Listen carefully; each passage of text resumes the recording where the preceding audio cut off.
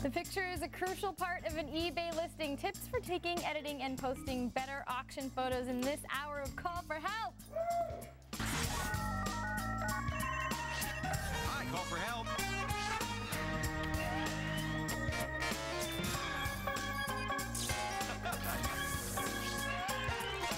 Hey, Call for Help is on.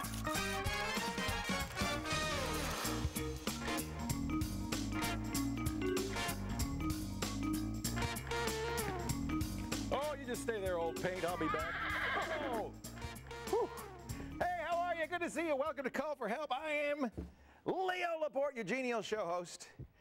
And for 6 years, I've been doing this show. And for 6 years, I've wanted to have... a real article, genuine double rectified busthead. Thank you, John. I've wanted to have the courage to wear this shirt.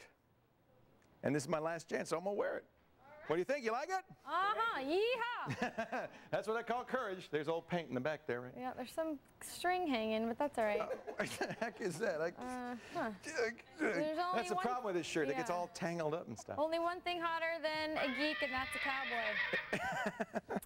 You like cowboys? Uh-huh. Yeah. I don't know if this actually makes me a cowboy.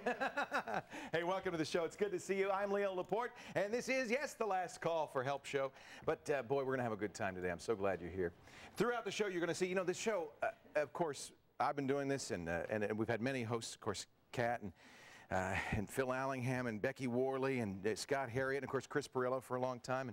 And Silicon Alley, who sat in that seat for a long time, that you're sitting in, Kat. A lot of people have been on the show, but what you don't see as often is the people behind the scenes. So throughout the show, we're going to give you a little peek at some of the people who bring you Call for Help every single day. The people behind the cameras who are so very important to this show. And just as a way of acknowledging the work they've done for the past 6 years. Whew. Now, if you have a question for us at Call for Help, you know, we've got that email form, techtv.com/call-for-help. I don't think anyone's going to respond, but you're welcome to put a question there. Force of habit. You know what? I'm going to come in and I'm going to check the email every day. Uh-huh. Yeah, I'm going to come in and sit at my little keyboard. Yeah, right. Yeah, right. I like that shirt you're wearing. Is that an official Call for Help t-shirt? Yes, it is. That's the new one? I kind of blend in here, but yeah, this is the new one. We have lots to give away. Just in time. We're going to give them away today, you think?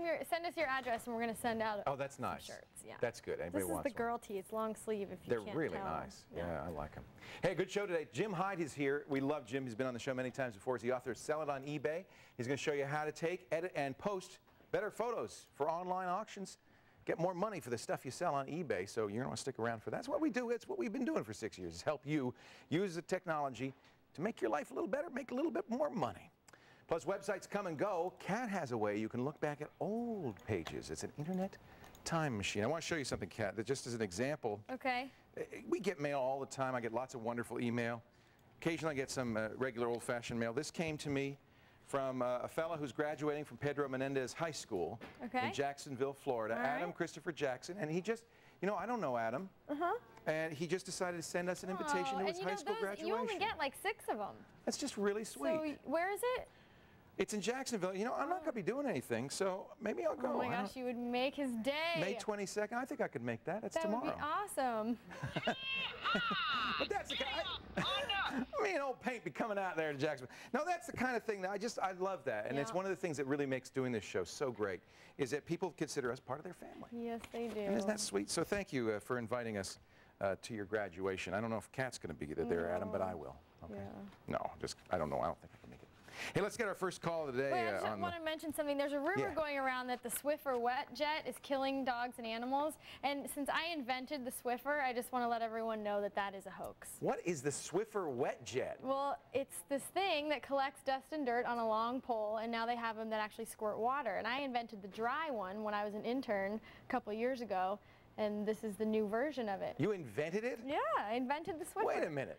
You invented it? Yes, I invented the Swiffer. I was an intern. You didn't tell me that you're independently wealthy. Well, no, I didn't get any money for it because I was an intern, and so I was in a brainstorming meeting. That's where I came up with the idea. And as I was being an intern, you have to sign away all your ideas. How many years I've been working with you? I don't know, 4. I never knew. the year after I had the idea in the meeting, it was on the market. Swiffer, and then but the wet jet was somebody else. The wet jet is new, and they're saying and that's it's the one killing that's people, killing but dogs. It's an urban legend. I'm doing research, so I'm not killing anyone. She's defending not her. a killer. That's like the Steve Martin in the Jerk. He invents that glasses push-up thing. Right. The Optograb. Yeah, makes him a lot of money, and then it turns out it makes everybody cross-eyed. Like this. They're like, Swiffer wet jet. Are you pulling my leg now? I'm not. I invented the Swiffer. I'm not kidding. Let's take a call. Okay. I don't know if we can get any better Tony than from that. Milwaukee, Wisconsin. Do you believe me? Yes. There Yeah. you go. Yeah, sure. course. Sure, whatever you say, Kat. I did. Hey, Tony, how are you? Good. Welcome to the show. What can I do for you today? On my Microsoft Word, there's symbols in between words and I hate it when that happens.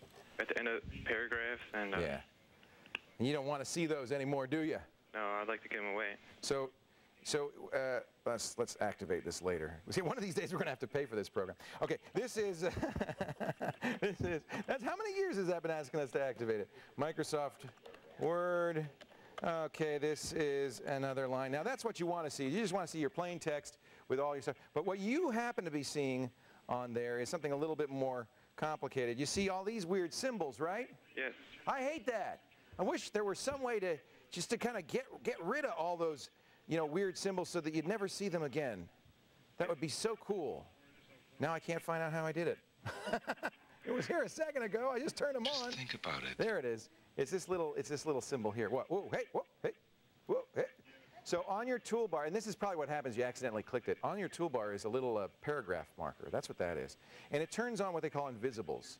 So the invisibles in this case are a dot for every space, that paragraph marker for every new line, and there's a few other invisibles that might show up. There's another way you could turn it off, of course, in the view and and so forth. But your toolbar will have this little paragraph marker, and that's what I would do. And that's handy to turn on if you're, for a couple of reasons. One is if you're kind of curious, well, do I have a lot of spaces in here and stuff? Because spaces are invisible. Another one is because the formatting for a paragraph is actually stored in that paragraph marker. So if you can see it and copy it, you can actually apply that paragraph formatting to other paragraphs as well. So that's kind of a handy thing to know about. But normally you don't want to see that because it's very distracting. So that's how you turn it off. Just click that funny looking backwards P on your toolbar there. All right? All right, thank you. See, it's just that simple. Thank you for calling. I appreciate it. All right. Take care. All right. Coming up next, we're going to head back to the phones. I want to take another call for help and a whole lot more. You stay right here now, partner.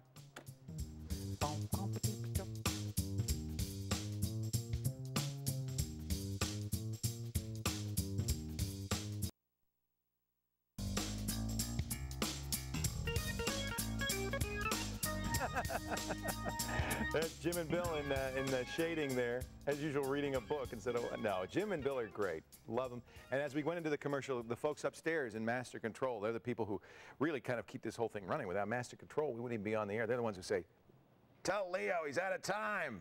Go into black. Weasel brain, change jobs with this buttonhead. That guy. That guy. So throughout the show, you'll see some of the people behind the scenes. How many people do you think, Steve Porter, it takes to do this show behind the scenes? There's probably 20 or 30 people working. A camera and microphones and everywhere. I mean, just a lot of people. You know, Kat and I and Roger and Ian are kind of on the front of the cameras, but so many people behind the scenes. Good people, too. Let's jump into another call. Who's on the line here, Kat? Okay, Leo, on the line is Kevin from Kingsport, Tennessee. Kingsport. Hi, It's either Kingsport or Kingsport. Hello, Kevin. How are you? Doing good. How are you, sir? I'm very well. How you like my shirt? Well, you can't see it, can you? But it's beautiful. Let me just tell you. I'm sure it is. What can I do for you? I have Windows XP running on my computer, and it's a version of the computer itself is a used computer I purchased, and it's listing another administrator, and I do not have the password for the administrator. I wanted to know what I would need to do. So when you log in, you're not an administrator? No, sir. I can log in as a user, but not as an administrator. That's kind of a problem, isn't it? Yes, sir. Yeah, because you can't create another administrator account, and you can't administer the computer, which means you cannot, for instance, install software, kind of important things like that. In some cases, you can't even update the antivirus or run Windows Update. So That's exactly right. That's exactly right. We've got to get you in there, or that computer really isn't usable. So if you can't go back to the original owner and find out, did they give you an install disk? No, sir. No. So you basically, you don't have anything. Well, it's a little tricky, but there are ways to crack the Windows XP password. I'm afraid that's what you've got to do. I mean, the ideal thing to do here would be to reinstall XP. But since you don't, we're gonna point you to an article that the lovely and talented Kevin Rose, your namesake, wrote on cracking XP passwords. I'm going to show you a little trick that's very handy in Google for finding stuff like that. I'm going to say site TechTV.com, and I'm going to say Kevin Rose, and then I'm going to say crack XP password. And then I think Google will probably get us the, yeah, there we go, right at the top, number 1. This is Kevin Rose's Ultimate Password Recovery Guide. He has a link to a number of programs in here for getting the password. Now, I have to say, it's not going to be an easy thing to do, but there is one program that's basically you actually create a Linux boot disk out of CD, and you boot it, and it will basically destroy the password, so you can create a new one. Oh, I see. All right, but that's very important. So I'll give you the link to this, and you can go to this site. It'll be on our website. That's very important and something to keep in mind when you buy a computer. It's no good to you if you don't have the actual password to get in there. Right. That's a little bit frustrating. It doesn't allow me any control, basically. Yeah, it's really, really tricky. If you do the same Google search I did, you'll also come up with a bunch of other articles. Kevin seems to write a lot of articles, actually, on cracking Windows passwords. I understand. Our dark tipper over on the screensavers. So that, we appreciate them. Yeah, there is a way to do it, and it's not particularly tricky, but you will have to read it. This is one NT password that will do it. He's got a lot of different recommendations. I just suggest you read the article rather than me going into great detail. I'm a little hesitant too, because at the same time I don't want to tell people how to get into other people's computers. I certainly understand. But I know you have a good and real reason why you want to get in that one, because it's yours. Yes, sir. Good luck, Kevin. I appreciate your time, sir. Oh, nothing better to do than talk to you. I'd love that. Thanks for the call. Okay, Kevin? Take care. Take care. Coming up next, hey, there may be no free lunch. There isn't any free lunch, you know, I asked. But there is our free file of the day, and still ahead on Call for Help tips for better photos online for your online auction listings from our own eBay expert, Jim Hyde. You stay right here. Take care.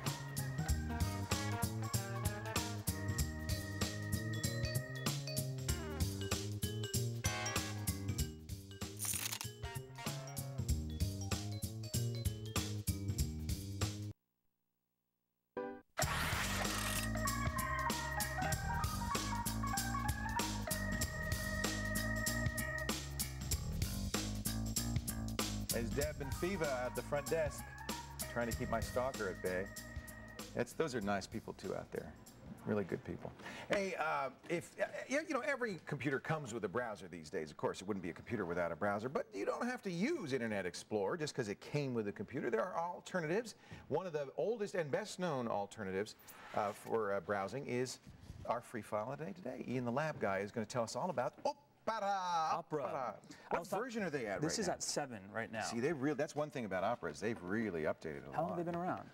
A long time. I think this is the first alternative browser, maybe after Netscape and Internet Explorer. You mentioned that they were the first to do tab browsing. Yeah, which is one of the things they really innovated on. Yeah, it's right up there. So you use Opera? You know, I was talking to my cousin who's an IT guy, and before I came to Call for Help, I'd never heard of Mozilla. I'd always used IE, and when I called him one day and I said, hey, have you ever heard of Mozilla? And he's like, yeah, I've heard of it. It's good, I like it, but I use Opera. And I said, well, what's that? And he's like, well, it's just another web browser. So I went and I downloaded it. And I found that it has a lot of cool features. It was a really interesting alternative to, you know, IE or Show even us some of the Mozilla. things you like about Opera. I mean, there are some real Opera fans. You talk to them and they go, "It's Opera. It's the only one to use." Yeah. Well, you know, one of the things that I really like that doesn't seem to be working with this mouse is mouse gestures. It really kind of streamlines and gives you a lot of features. They are the only ones to do that. They invented that, and it's really cool. It's awesome. I really like all all like the this, features. and it does something. Yeah, exactly. Now you're supposed to like right-click, and you're supposed to go down to like go back, but it's not working. I think it wants to use like a 3-button mouse. That's probably the case. Yeah. Mouse, but, I've used it, and it's pretty cool. It's really cool because you can customize the browser pretty simply. Like if I wanted to click up here and go down to a skin, you know, I could choose what Mac OS Jaguar, and it changes the skins for you. It's pretty like simple. Safari. That's great. Tabbed browsing. Show us that, because I think not everybody knows about tabbed browsing. New page, and it bumps up a new blank page for you, and it goes right to the home page. That's very cool. Yeah. So. And it makes it very easy to organize. Now, of course, a lot of browsers have copied that, but. Right. Now, I had a question for you. Opera says that they're one of the fastest browsers out there. What does that mean? Well, they load pages fast, and I think that that's probably true, although when they first came out, they were easily the fastest. They were the smallest download. They were really quick on pages. I think that their lead has been, narrowed by improvements in both Internet Explorer and Mozilla. They may still be the fastest. The problem I have mostly with Opera is that they don't fully support all the web standards, so occasionally you get to pages that just don't work with Opera.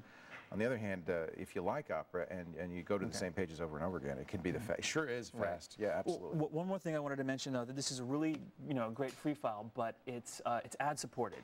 Right. So you are going to get That's why it's pop-ups. free. The pop-ups actually they'll pop up in the background, so you're not going to really notice them. That's what that e-host source is. Exactly, and they give you little pages that you can just right-click and close them. Okay. So. Yeah, and there's no spyware in this. It's a it's a good program. I like use Opera, believe it or not, because they're small and lightweight. I use them on my cell phone. That's right. It's the best browser for my. Yeah, if you hit F11, you can actually see what it's going to look like. I like that. On your other platforms. On your other platforms, like your cell phones or stuff like that. So. Ian, thank you very much. Our free file of the day. Another person we should acknowledge. Poor Ian just joined us, how long ago? A month or two ago? In March. Yeah. No idea. We'll find you a job. Don't worry. Here you go. In fact, I got this high school invitation. Maybe All right, I'll hold on to that. Let's jump right into a live call. Who's on the line? Kat Schwartz. I have a feeling that Ian's going to be Ian's just great. fine. I love Ian. And yes. But I think I've spoiled the surprise, but we were going to get married at the end of the show.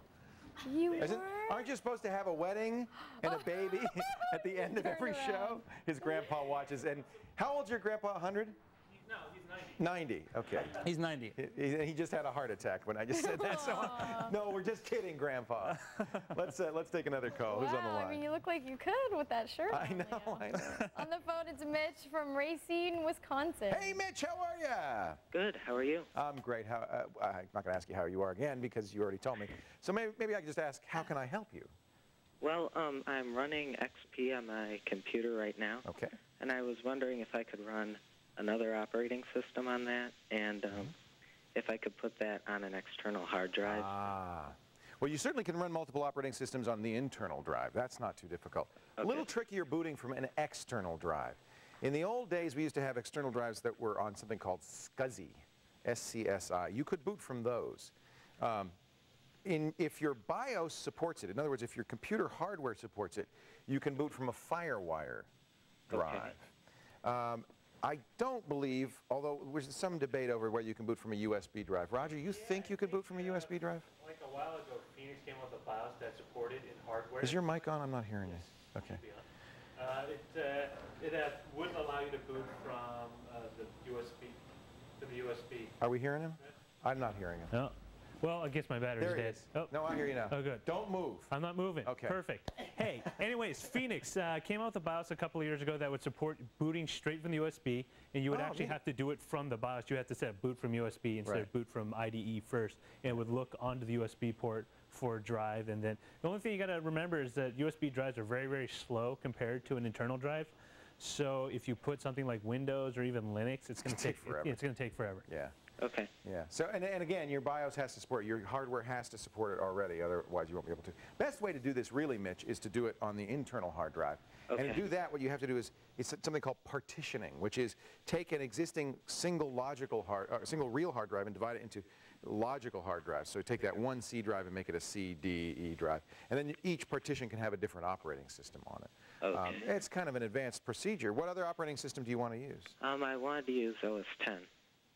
Well, you're out of luck then anyway, because you can't run OS 10 on a PC. All right. Actually, there's a couple of geeky students, graduate students, who've, they say, come up with a way to emulate OS 10 on a PC. Have you played with that yet? No, I know. No, you moved. See, I can't hear you. See. They're okay. Now we can. Oh, perfect. It must be. There's a wormhole above me that just saps up the radio signal. I know supposedly there's a rumor that goes around that Apple actually does have a version of OS 10 running on an Intel-based processor. You can't buy it, though. But you can't buy it.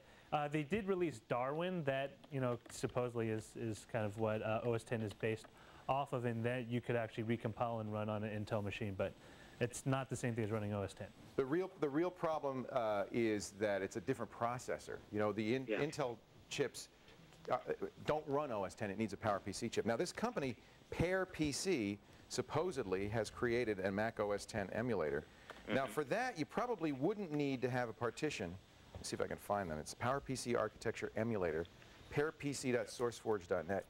Now, you're really on the bleeding edge here if you're going to use this. But the good news is it probably, well, I don't know. It probably will run, coexist with Windows without, oftentimes these emulators do work within Windows rather than having to have a partition. But you're going to have to look at this. I haven't played with it yet. This literally was just announced a couple of days ago, so I haven't had a chance to take a look at it. But it's pretty amazing if they do manage to get, as it looks like they have, OS X running. Yeah, you see it's running inside a Windows window, so that's what makes me think that you still have Windows running. You like it when I do that? Hey, thanks for the call. I appreciate it, okay? Okay. Yeah, so bad news on both counts. You don't want to boot from external drive generally. You might not even be able to. And if it's OS X you want to run, you're probably out of luck. You're going to have to buy a Mac, I'm sorry to say. Coming up, we're going to take more calls, and we'll show you an internet archive where you can see web pages that don't exist anymore. But while we take a break, let's test your tech knowledge for our daily quiz time. Head to our website, click on the quiz link. Get this right, you're going to be in the drawing for that beautiful new Call for Help t-shirt. Our quiz question of the day, my friends. Who was the very first Call for Help caller? Was it Captain Kangaroo, Pat Boone, John C. Dvorak, or Leo's mom? Get to the website, give us the answer. We'll talk about it when Call for Help continues.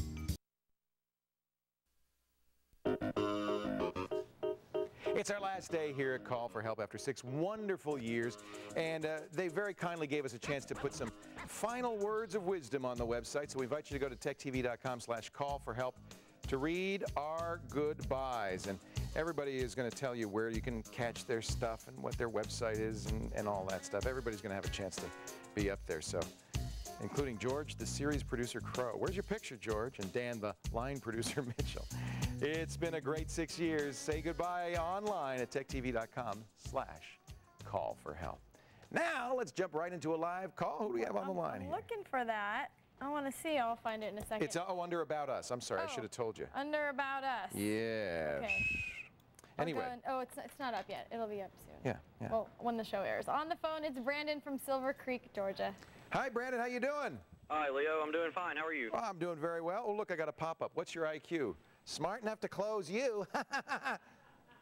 What? Okay. Go ahead, Brandon. I had a little pop-up moment. What can I do for you today? Okay. I've been getting a dangerously low resources message about Drive D, and I was wondering if I could reallocate memory from Drive C to D.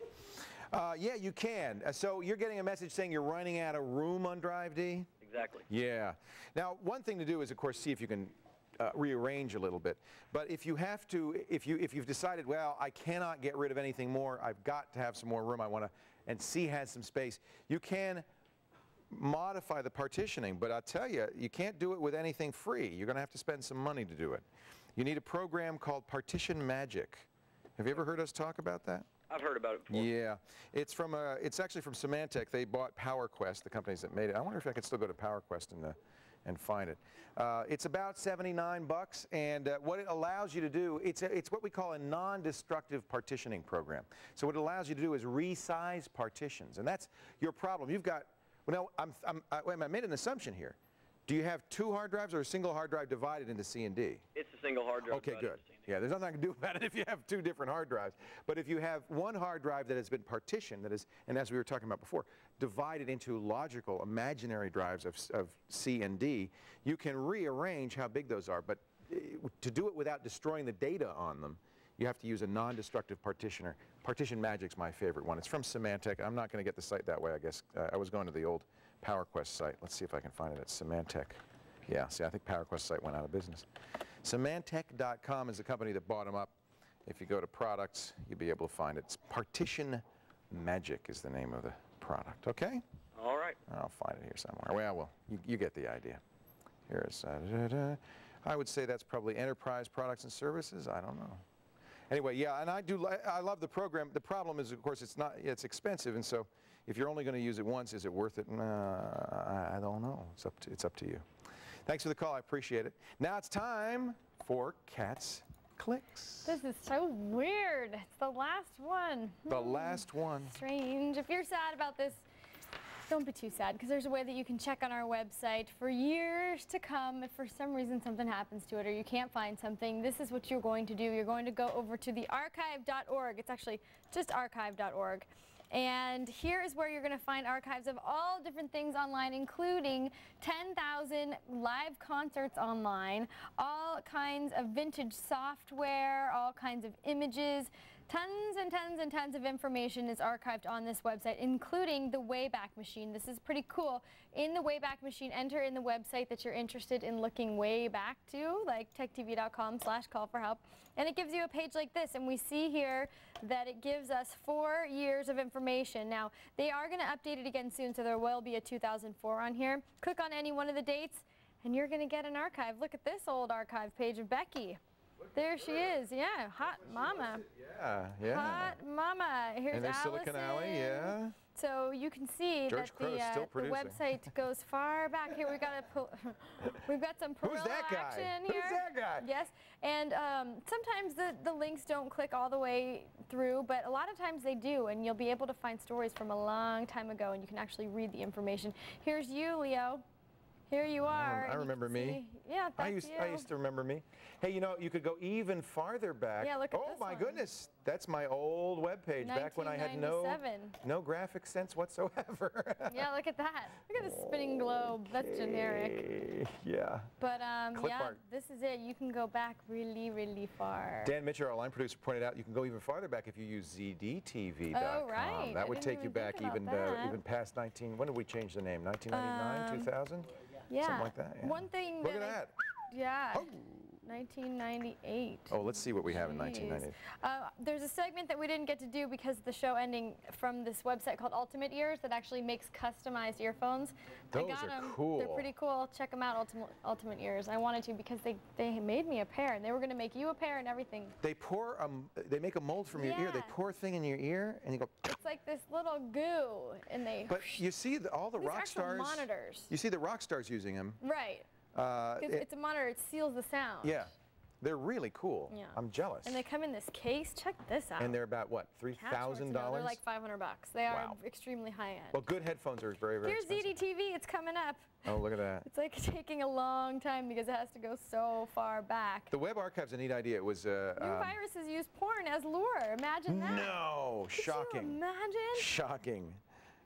Look at this. This is so funny. Soap? The good old days. Learn how to Thank make you, video. Kat. We're still doing that. The Internet Wayback Machine. AOL 5.0.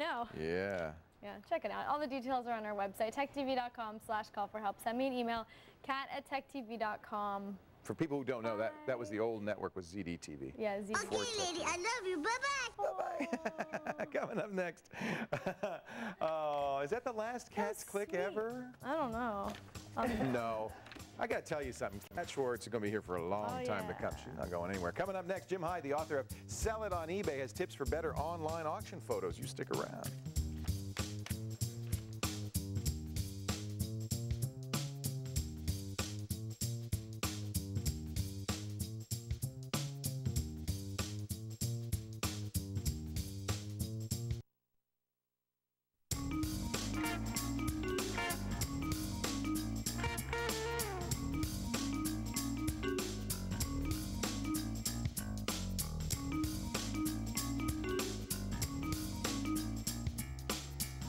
Folks in the control room there, the people who run the show, including our director, Rob Darcy, and George Crow in the line there. It's fun to see all those people behind the scenes. We should have been doing that all along. Yeah. If you're interested in selling items on eBay, it's going to take more than a catchy description and a low price to reel people in. You also need good color photographs. And here to show us the right way to do it, the author of this great book, Sell It on eBay, Jim Hyde. Once again, welcome back. Very good to be here. Call for Help. It's good to have you. Lots of pictures in this book. Absolutely. You obviously are a believer in the power of the picture. They are essential. How important are they to your eBay auction? They're real important for a couple of reasons. For one thing, they convince prospective bidders that maybe your item really does exist. That's actually not to be sniffed at because, it's true. Sometimes you wonder.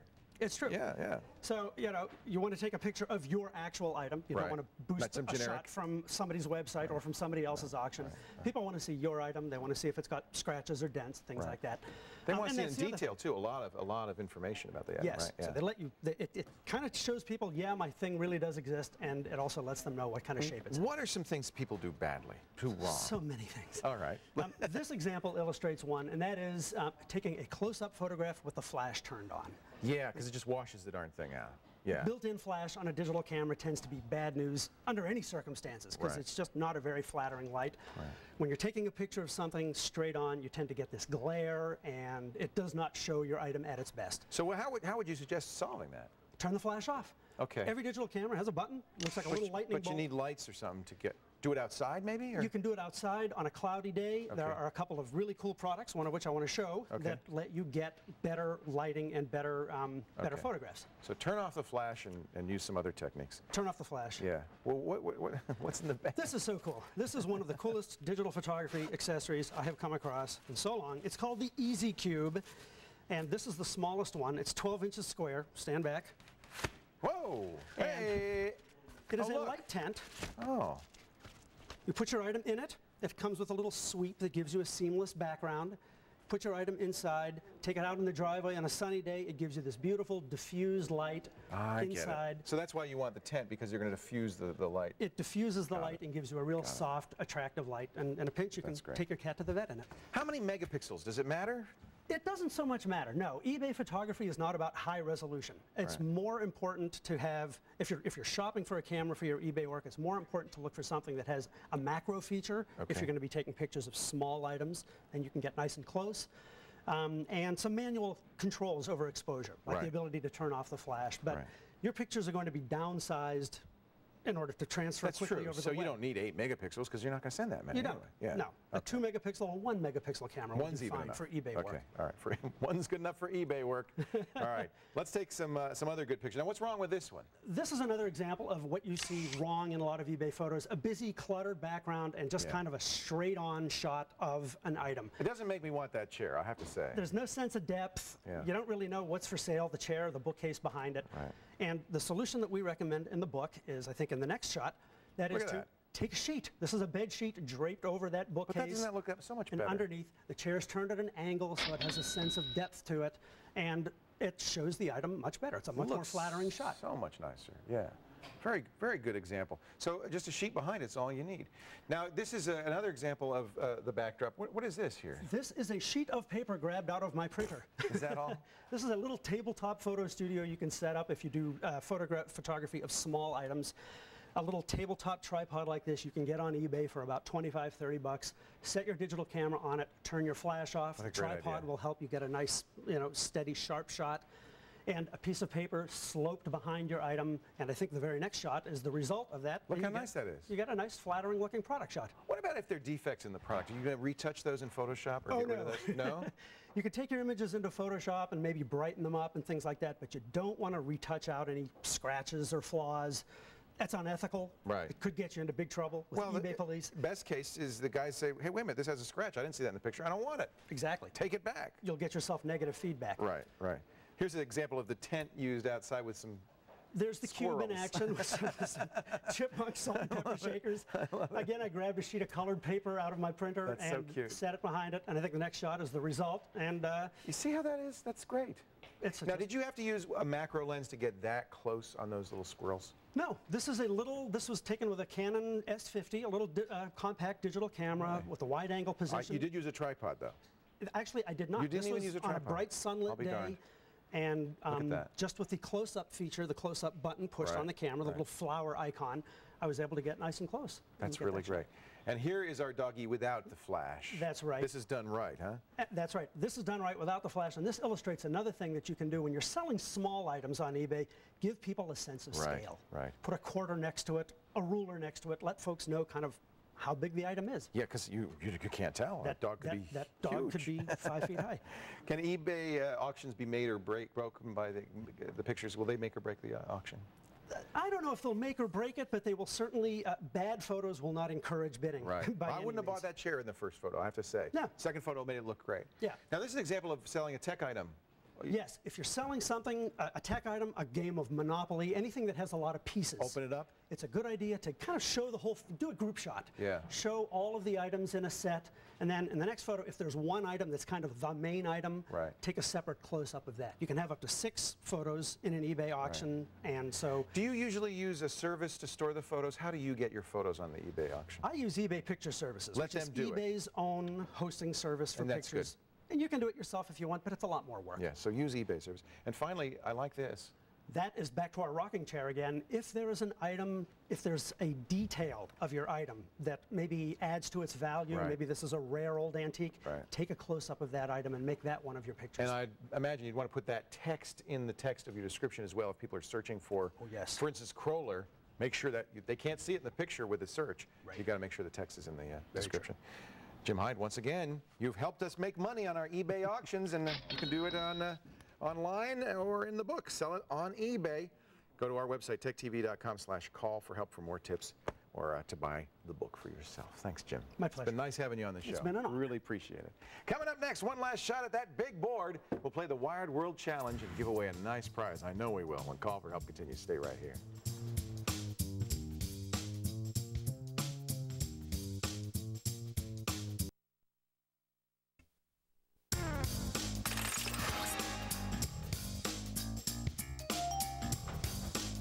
Wow, what a move. Welcome back. It's time for the Wired World Challenge. And for that, ladies and gentlemen, Greg Tremelling on Jib. And for that, we're going to need a contestant on the line. And it's not going to be Greg, although Greg is one of the guys who's betting all the time on the contestants. We know that. Yeah, they're throwing money in. Who's on the line, Kat? Well, hopefully these questions won't be as hard as they were yesterday. I got a tough one. Yeah, well, okay. Okay, on the line, it's Krista from Bellevue, Nebraska. Christina, how are you? Good. Good to talk to you. You too. You may be our very last Wired World contestant, but to do that, you got to get this right. I hope so. I'm going to give you 4 categories. You pick a category. I'll give you a question from that category. Get it right in 15 seconds or less. You get a chance at the big board. 25 fabulous prizes. Okay. All yours. You get to pick something from it. Here are the categories. Listen carefully, Tina. Okay. Scrub and scour, power player. Don't pick that one. Trip the light, fantastic, and writing on the wall. Scrub and scour, trip the light, fantastic, and writing on the wall. We'll go with writing on the wall. Right, good choice. What input device is most often used with a digitizing tablet or touch screen? What do they call that pen-like device you use on a tablet? Stylus? A stylus! Woo! Congratulations! Pick a number from 1 to 25. Make it a good one, Christina. We'll go with number 9. No. Who's that? Number 9. It's Pinnacle Studio 8 from Pinnacle Systems. Yay! Congratulations, Christina. That's a nice product. You're going to love that. It's my favorite video editor for Windows. Pinnacle Systems knows how to make it right. What? Pinnacle Systems knows how to make it right, and you are a big winner. Thank you, Christina, for playing our game. What? Thank you. What the? Now let's take another caller who's on the line here, Kat. That was awesome. That's Maddie back there. Oh, yeah. On the line, it's Chris from Benton, Arkansas. Hey, Chris, how are you? I'm good. How are you? We're very good. How are you? I keep saying, how are you twice? I don't know why that is. I'm a broken record. What can I do for you today? Yes, I have a question about my hard drive. Yes, sir. How can I change from FAT32 to NTFS without losing any data? Oh, you know, so you're using Windows XP? Yes, sir. Okay. FAT32 is the old style file system for Windows 95 and 98 and ME. And when you go to NT-based versions of Windows, which means Windows NT, 2000 or XP, their file system is called NTFS, NT file system, get it? And it is a little superior. The only reason you want to keep FAT32 is if you had to do it for compatibility. If you were still running Windows 98 on a partition or something, you wanted to... That's what I was doing. I had booted Windows 98 and I got rid of it because I didn't need it no more. So you don't have it anymore? No. Go to NTFS. It's built into XP. It's very simple. You go to Start, Run. You type CMD to get a command line up. Okay? And the program, it comes with XT, is called Convert. Now, if you do Convert /?, it'll show you the various parameters for this. What you're going to probably, I mean, pretty straightforward do is convert the name of the drive, if it's the C drive, C:, and then you do /FS file system, and you say, I want that file system to be NTFS. All right. And that's all there is to it. There are some additional parameters. I've never seen anybody use them. So really the ones you want to use are convert, the name of the drive, /FS/NTFS. You hit return, it'll run. It'll do the conversion in place. You won't lose any data. Although, as always, when you're doing something like this, there is some risk if the power went out or whatever, so it's a good idea to back up before you do it. All right. But that'll do it for you. All right, thank you. Yeah, thank you for the call. All right. I think that was our last caller. All right. I think it is. Chris, you were our last caller on Call for Help. You have one more chance, my friends, to take the daily quiz. Head to the website, and I mean it when I say one more chance. Click on the quiz link. If you give us the right answer, the Tech TV t-shirt, that brand new Call for Help shirt could be yours. Our question of the day: who was the very first Call for Help caller back on May 11th, 1998? Captain Kangaroo, Pat Boone, John C. Dvorak, or my mom? Get to the website, give us the answer. We'll talk about it when Call for Help continues. T. Woo!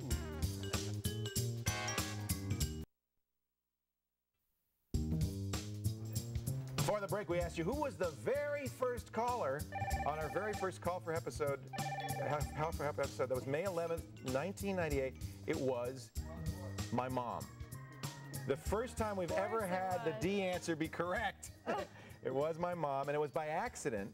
She had dialed in. We were going to take another caller, and they punched up the wrong button because we didn't know how to work anything. And I said, hello, and she said, it's your mom. Oh, I love it. I said, Mom?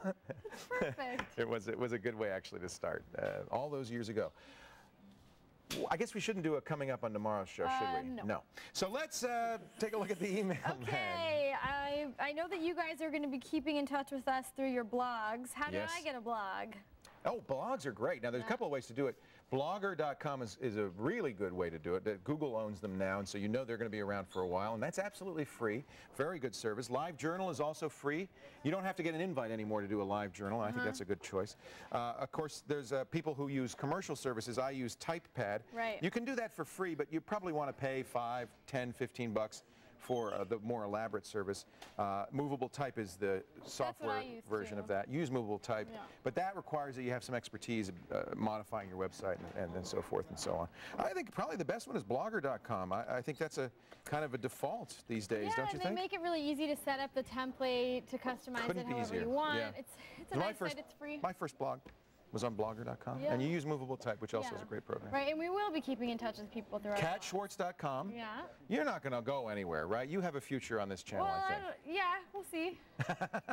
She's so I hope cagey. so. You do, I promise you. Okay. Well, let's get one more email I'm in going to here. make you sign something saying that. Yeah. What are these home servers everybody's talking about? This is a very popular category right now, but it is kind of confusing. It basically is a little computer, but it's a headless computer. No keyboard, no monitor, just the computer and the hard drive, and you can use it for backup or storing your media on. It's sometimes called a media server or a file server. You know, the truth is I wouldn't run out and buy one, but you'll know when you need one. When you want to start combining the data from a bunch of computers, or maybe have a lot of video that you save and store out across the network, things like that. It's kind of a more advanced thing, but I think more and more you're going to see these. I do not. I don't. No. You going to get one? No, not yet. Someday. Hey, Kat, it's been a real pleasure working with you.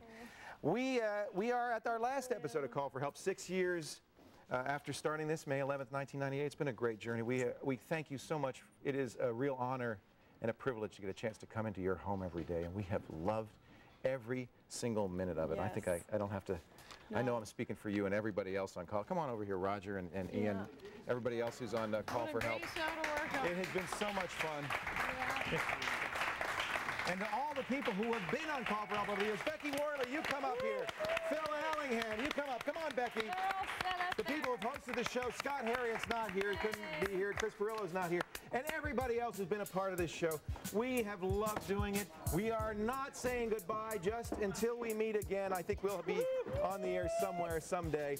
I'm Leo Laporte. Remember, if you've got a problem with your personal confuser, don't whine, don't moan, don't moan.